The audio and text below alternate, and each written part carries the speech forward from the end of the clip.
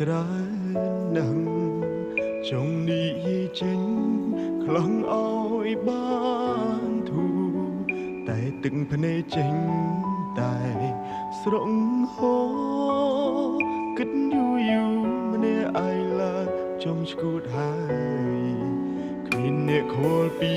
សុខទុក្ខរបស់ខ្ញុំទេគ្មានអ្នកណាស្ម័គ្រក្បែរជួយទាញខ្ញុំក្រោកឈរឡើយខ្ញុំសែនស្មុគស្មាញខ្លាំងណាស់ចង់ស្ទះខួរស្លាប់ទៅហើយចង់ទាញពេលឲ្យត្រឡប់ទៅជាកុមារអាយុកាន់តែច្រើនសំពាធកាន់តែធំទឹកសោកប្រមកផ្ដុំបង្កើតជាបញ្ហាជំងឺបាំងទឹកចិត្តតើគួរព្យាបាលបែបណា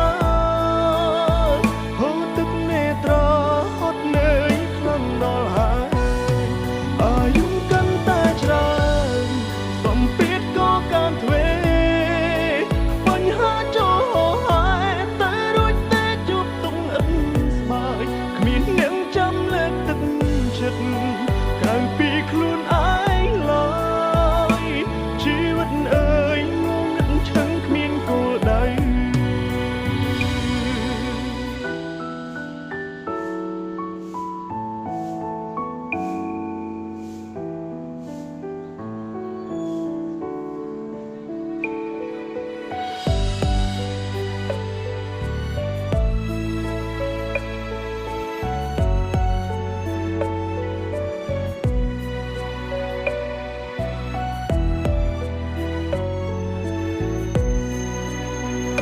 ខលពី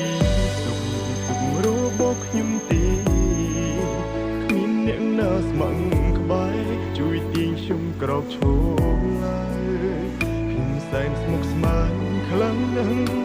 ចង់ស្ទះខួរស្លាប់ទៅហើយចង់ទាញពេលឲ្យត្រឡប់ទៅជាកុមារអាយុកាន់តែច្រើនសំពាធកាន់តែធំ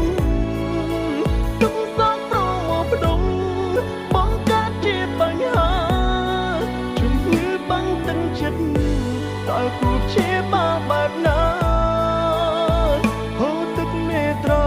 ហត់នឿយខ្លាំងដល់ហើយអាយុកាន់តែច្រើនសំពាធក៏កាន់ទ្វេបញ្ហាចូលហើយតែរួចតែជួបទុំអិនស្បើយគ្មានអ្នកចាំលើកទឹក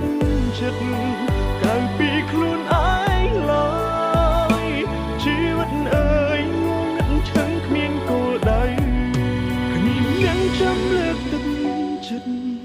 ក្រៅពីខ្លួនឯងឡើយជីវិតអើយងងឹតឈឹង